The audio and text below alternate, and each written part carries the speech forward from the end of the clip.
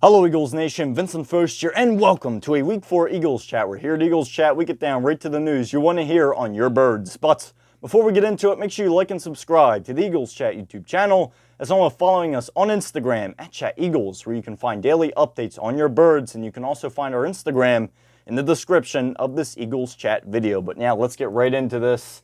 And as we all know, the Eagles went up against the Tampa Bay Buccaneers and lost big time. Final score, 33-16 Bucks. So this is one of those games where Eagles fans want to completely forget about it. They want to throw it in the dumpster, burn it, and ship the dumpster overseas and never hear about it ever again. I mean, this is something where no one's going to want to look back on it on. The Eagles really just couldn't get anything going on both sides of the football for this game. It was a disaster from start to finish. And hey, we're about to go over this game right now. So put on your seatbelt and let's get into this Eagles Chat even more. So now, starting off with the injury update. So there are no really any big-time injuries coming out of this injury update, but there are some players that we are watching just because of the extreme heat that the Eagles were facing down in Tampa Bay. As you all know, the hurricane that just passed through the South and Florida in general, not too long ago, the hurricane was hitting Florida this whole past week. And now it remains the intense humidity, which is what the Eagles and the Tampa Bay Buccaneers had to face with today's game. There was a report as the game was going on. They did one at the beginning of the game, and as the game was going, going on. And originally they said the real temperature was around 92, but it felt like 103. Another report said it felt like 107 or whatever. So it was definitely extreme. There were players on the sideline on both sides throwing up. There were even fans that were getting pretty sick as well, and some fans had to get some medical attention in the stands. So, I mean, on all sides, and for the players and fans, I mean, people were getting affected by this extreme heat that the hurricane left in its path. But looking at some players that we're monitoring, number one is Cam Jurgens. He left the field early. He was said to be having extreme cramps, along with Jalen Carter, who is another one who was said to have extreme cramps. And there are some more guys that were also having cramps that did have to leave early, another one being C.J. Gardner-Johnson. So we'll continue to monitor these these not injuries, but I guess you could just say these cramps as the rest of this week continues, just to make sure that nothing else kind of transpires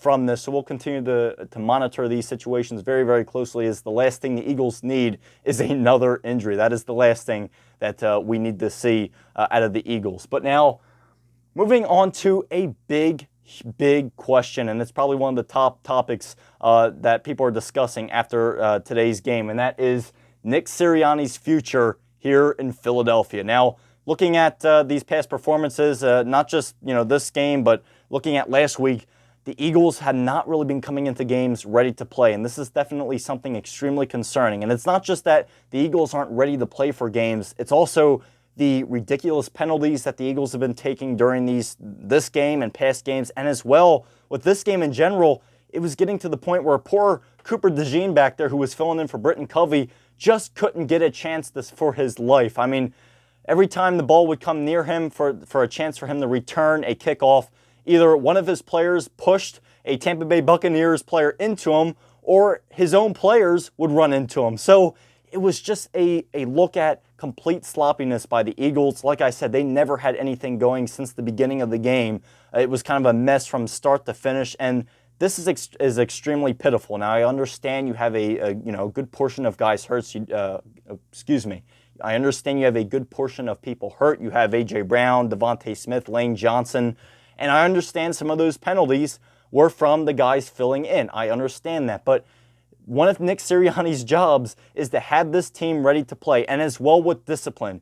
And with some of these bad penalties that happen, and not just the penalties, but the sloppy play, for example, guys running into poor Cooper DeJean, which did not get a chance back there to receive kickoffs, I didn't see any type of discipline. And right now, what I'm seeing out of Nick Sirianni, and I said the same thing last year, is I see a coach that is a lot of talk, but not a lot of action, where he talks a big game, especially in these post-game press conferences. He goes up to the podium and, says all the things he understands. They did this, and this wrong, but nothing ever seems to change. And it really seems to be getting worse. I mean, even last week's game, yes, I know they won that game. I know they beat the Saints, which the Saints were going crazy and everything, and the Eagles put a halt to that. And the Saints, again, they lost today. So whatever the Eagles did, they must have changed something there. But again, to get back on topic, looking at the Saints last week when the Eagles went up against them, the Eagles offense didn't score a single point in the first half of last week's game. Now, I'll say this, the defense played last week pretty well,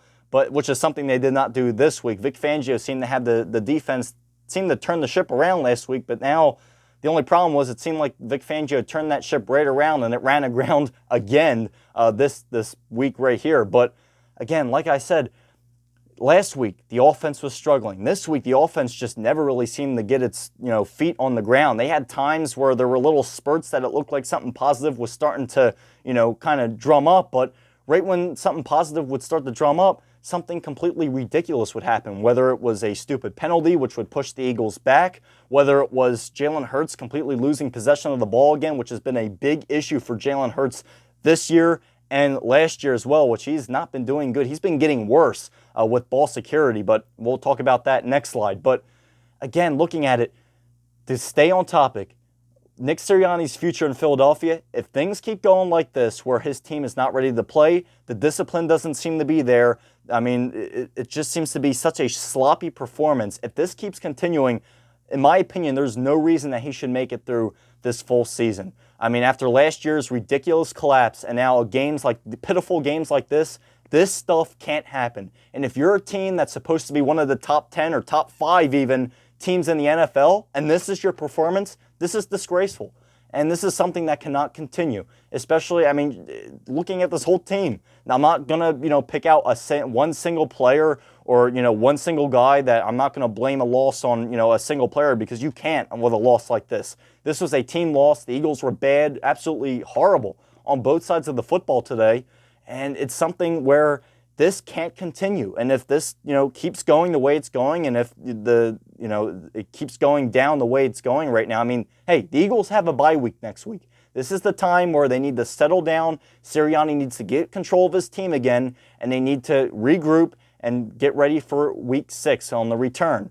But now, again, like I said, looking at this, he needs to use this bye week wisely and get this team back on track, because right now this team is going everywhere but up. For a team with this much talent, again, I understand you had some key guys hurt yesterday, but this team seems to be in a spiral, and it's not going in the right direction. It seems to be just a to be continued of last season, where the Eagles were on a bad spiral downhill last year, and it just seems like it's continuing this year. Again, the Eagles have had spots of brightness this year, even this past game, with the amount of negativity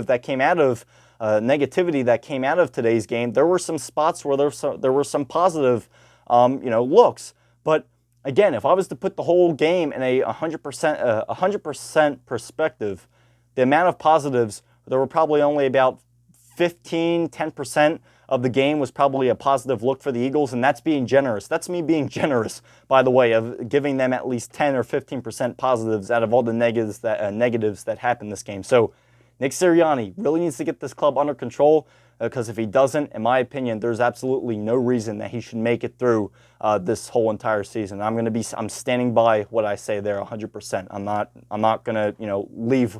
That's what I say, and I'm standing by it. Until he turns something around, there's no reason, in my opinion, that he should make it through this season. And I really don't like to say that, but unfortunately, it looks like that's what things have come to. But it's still early in the season, and I still have some confidence that Nick Sirianni has the guys to rally around him. I still think he has the ability to have the guys rally around him to hopefully get this team back up and running again. But now moving on to Jalen Hurts' play. I tell you what, he's been pretty concerning as well. Now, again, I understand you don't have A.J. Brown. I understand you don't have Devontae Smith. But a lot of the plays that Jalen Hurts made today, it wouldn't have mattered who you had as receiver. You could have had Randy Moss as receiver. I don't think it would have mattered, because Jalen Hurts, the amount of overthrows that he had, his accuracy was a big concern today. I mean, there were plays where he overthrew some of his guys so bad that it went out of bounds. So Jalen Hurts, the accuracy is definitely a concern. The hesitation in the pocket, again, is definitely concerning. I mean, we heard from the broadcasters. Tom Brady was saying the same thing. He needs to get the ball out of the pocket and out of the backfield a lot quicker. He's hesitating too much. I heard Brady myself say that, and he's absolutely right. Jalen Hurts is holding on to the ball too long. He's hesitating too long. And even looking at some of those replays where people are saying, oh, there's nobody open, you look at some of those replays, And there are some guys that are open, that are running slants that he could have gotten. And again, I just don't think Jalen Hurts is reading the defense the right way. He's not picking up blitzes either. That also seems to be something that he's struggling with as well. So this is something where, we all know what Jalen Hurts can be like. We saw him back in 2022. We've even seen spots of greatness from him this year. He's shown, bright spots where he can return back to the old Jalen Hurts. It's just one of those things where the coaching staff needs to rally together. Nick Sirianni needs to get control of this team again, needs to, say, all right, guys, hey, this bye week's going to be important. He needs to get this team back on track. He needs to get the Eagles, these players' mental state back on track again and get the confidence back in the locker room once again, or else this team is not going to be going anywhere for this season. But again, it's still early, so I still do have the confidence that Nick Sirianni can get these guys rallied around him and, let's get this thing back on the tracks again. But now moving on to the defense, which had a lot of negatives come out of them this game. Now, there were some positives here and there. I mean, Quinion Mitchell made some good plays, so there were some positives from some guys here and there, but the ultimate problem with the defense this game was tackling. There were a lot of tackles over and over and over again. I mean, for example, Nakobe Dean, Avonte Maddox. I mean, it wasn't a good game for those guys at all. They were missing tackles like crazy. I mean, it was just something where it didn't seem to be there. Avonte Maddox, there were a bunch of plays where the Eagles really should have had him stopped for negative yards, but a missed tackle happened, and the Tampa Bay Buccaneers ended up picking around 13 yards on those missed tackles. So there were, like I said, there were a lot of plays where the Eagles probably should have had them stopped in the backfield, but they failed to, make the tackles happen as well with on Baker Mayfield. There were some times where they really should have had him down, and they failed to do so. Therefore, it turned into a big gain for the Tampa Bay Buccaneers, which is something that just can't happen. If you let Baker Mayfield and that Tampa Bay offense get their way, they'll get their way all right, and they'll definitely torture you. And that's exactly what happened to the Eagles defense this game, as the Tampa Bay Buccaneers put up 33 points on this Eagles defense, which is obviously not something to go home and write about. But now moving on to the offense, which had its ups and downs. So there were a couple positives that did come out of the offense. Obviously, a big one was Kelly Ringo's extra point block where he returned it for 2 points. That was probably the biggest highlight of the game. That, and obviously Saquon Barkley with that 59-yard run. He unfortunately didn't get in the end zone with that 59-yard run, but of course we all knew the play that came after that was the tush push. So there were spots, again, like I said, in this game, there were spots of the Eagles showing greatness. The only problem was they couldn't keep it consistent, and that's exactly my next point. Besides Saquon Barkley having a good game, which I'm glad to see him still performing at a high level with all this negative, problems coming up for the Eagles. My next point: lack of consistency. That is something that has been haunting the Eagles pretty much all season. Where, the offense seems like they have something going. They're, going down the field at a good pace. And then all of a sudden, the wheels just start to fall off, whether that's bad penalties or Jalen Hurts with his ball security. That's also a big issue. Jalen Hurts has had an awful year with his ball security where, his pocket awareness is not the greatest either. He ends up sometimes, a lot of times, having the ball batted out of his hand, which therefore is a turnover, which you can add to Jalen Hurts' many turnovers this year. Not just Jalen Hurts, but the offense in general has had a lot of turnovers within this past season and the start of this young season. So, again, the offense lack of consistency, the red zone woes, that is something that needs to be figured out. And again, like I said, last week, there were some times where the Eagles were starting to slowly but surely figure that out. In the Falcons game, it was the same thing, and as well within Brazil against the Green Bay Packers in Week 1. There were times where they showed greatness. The only problem was the consistency was not quite there. And again, if you look at it, there were probably some times where the Eagles really should have absolutely pounded teams. A good example was last week where the Eagles probably should have put up some good points on the New Orleans Saints, but the turnovers killed them. Therefore, the Eagles didn't put up a single point in the first half of last week's game. And looking at this game, it was the exact same thing. The Eagles would struggle to put up points, period, during this game. So, I mean, looking at it, the Eagles were at least able to get some type of points on the board before halftime, so you can at least say they weren't shut out this week in the first half. But, again, the offense I mean, this whole, I'm not going to say just the offense, the defense as well. This whole game was just something where the Eagles never had their feet on the ground and really never had anything going this game, which is pretty unfortunate. But now, moving on, like I was saying, next week is the Week 5 bye week. So, will there be an Eagles chat? Well, yes, there will be. There will be a Week 5 Eagles chat just to update you guys on any injuries on the Birds, to see how everybody is progressing in their injuries, to see how, obviously, A.J. Brown should hopefully be back. He should be back by Week 6 by the time the Eagles play their next game. And as well, we'll continue to monitor how Lane Johnson's doing, how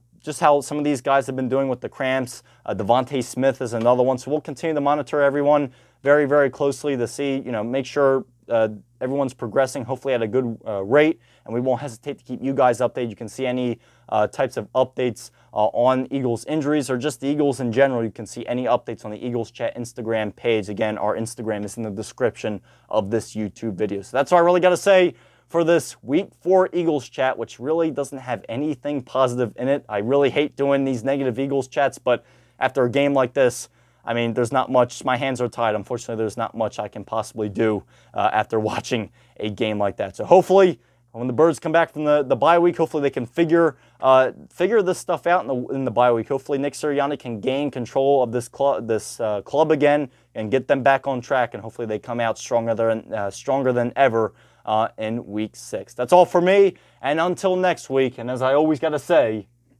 go Birds! Have a good week, everybody, and I'll see you back here next week for the Week 5 bye week Eagles chat. See you guys.